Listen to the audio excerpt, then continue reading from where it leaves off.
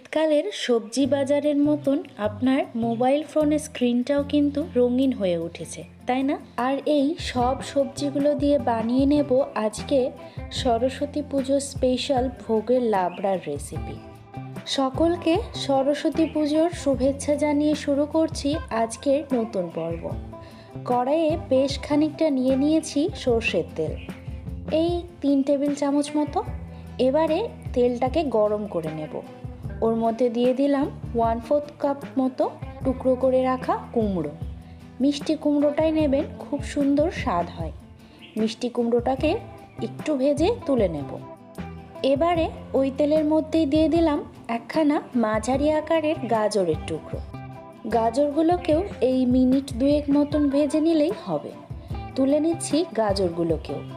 এবারে ওই তেলের মধ্যেই দিয়ে দেব 1/4 কাপের মতন পেঁপের টুকরো। পেঁপেটাকে কাঁচাই নিতে হবে। এবারে পেঁপেটাকেও ভেজে তুলে নেব।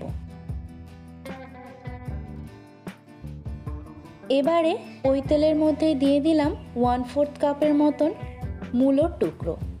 এখন মূলোগুলোকেও 2 থেকে 3 মিনিটের জন্য ভেজে তুলে নেব।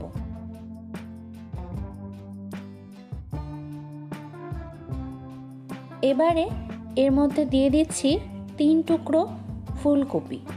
আর ফুলকপিগুলোকে 3 টুকরো নিয়েছি অবশ্য, কিন্তু এটাকে আরও ছোট ছোটোভাবে কেটে নিয়েছি। সেটাকেও এখন ভেজে তুলে নিচ্ছি। এবারে দিয়ে দিলাম কয়েকটা শিমের টুকরো। আর শিমগুলোকে আমি হাফ করেই কেটে নিয়েছি। শিমটাকেও ভেজে তুলে নেব। আর হ্যাঁ, আপনারা হয়তো বলতেই পারেন যে এত তেলের কেন ব্যবহার করা হচ্ছে। তো যেহেতু এটা পুজোর ভোগের রেসিপি, তাই এই পুজোর রেসিপিগুলোতে 2-1 দিন এরকম তেল তেলে ভাব খেলে কিন্তু খুব একটা মন্দ হবে না। তো এবারে কাঁচকলা দিয়েছিলাম, সেটাকেও ভেজে তুলে নিলাম। আর বাঙালিদের আলু না পড়লে তো কোনো রান্নাই সম্পূর্ণ হয় না, তাই এখানে কয়েক টুকরো আলু দিয়ে ভেজে তুলে নেব। আর এই রান্নাটাই কম তেলে যদি দেখতে চান, অবশ্যই কিন্তু কমেন্ট করে জানাতে একদম ভুলবেন না। এবারে এর মধ্যে দিয়ে দিলাম মিষ্টি আলু। মিষ্টি আলুটাকে একটা মাঝারি আকারের আলু নিয়েছিলাম, সেই আলুটাকেই কেটে নিয়েছি। এবারে এই আলুটাকেও ভেজে তুলে নেব। এখন দিয়ে দিচ্ছি কয়েকটা বেগুনের টুকরো। এখানে আমি অর্ধেক বেগুন ব্যবহার করেছি। আর হ্যাঁ, আমার একটা ভুল হয়েছে যে বেগুনটাকে আমি লাস্টে ভেজেছি, তাই তেলটা পুরোটাই টেনে নিয়েছে। আপনারা প্রথমে এটাকে ভেজে নেবেন। এবারে সব সবজিগুলো ভেজে নেওয়া হয়ে গেছে। ওই কড়াইয়ের মধ্যেই 1 চা চামচ সর্ষের তেল দিলাম।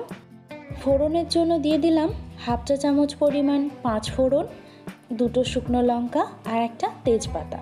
এখন ফোড়নটাকে খুব ভালোভাবে নাড়াচাড়া করে সুন্দর স্মেল আসলে এবারে দিয়ে দিলাম 1 চা চামচ পরিমাণ আদা গ্রেট করে নেওয়া।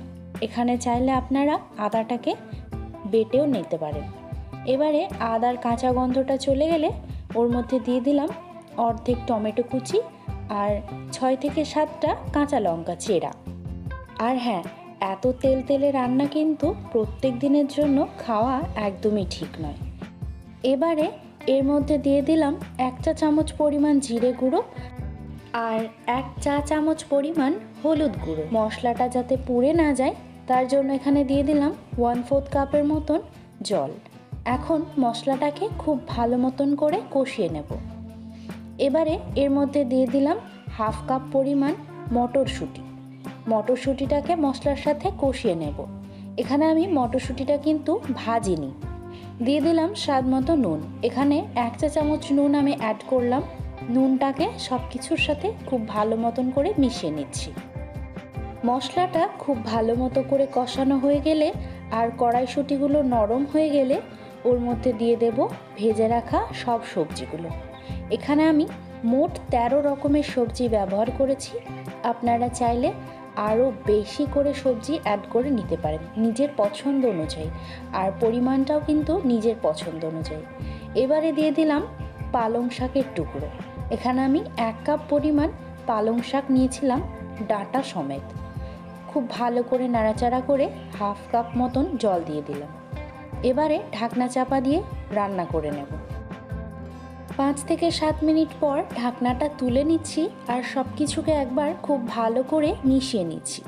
খুব ভালো করে মেশানো হয়ে গেলে আবারও ঢাকনা চাপা দিয়ে পুরোপুরি সেদ্ধ হওয়া পর্যন্ত রান্না করে নেব।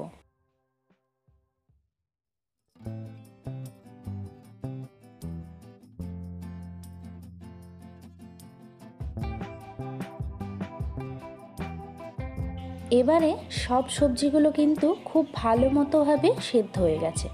দেখুন, আপনাদেরকে দেখিয়ে দিচ্ছি। খুব ভালো করে নাড়াচাড়া করতে হবে যাতে একটার গায়ে আর একটা সবজি খুব ভালো মতোভাবে লেগে যায়। এখন দিয়ে দিলাম 1 চা চামচ পরিমাণ চিনি আর দিয়ে দিলাম 1/2 চা চামচ পরিমাণ এখানে ভাজা মশলা। ভাজা মশলার রেসিপিটা চাইলে অবশ্যই কিন্তু কমেন্ট করে জানাবেন। দিয়ে দিলাম 1 টেবিল চামচ পরিমাণ ঘি। সব কিছুকে খুব ভালো মতো করে মিশিয়ে নিলাম আর রেডি হয়ে গেল ভোগের লাবড়া রেসিপিটা কেমন লাগলো অবশ্যই কিন্তু কমেন্ট করে জানাবেন।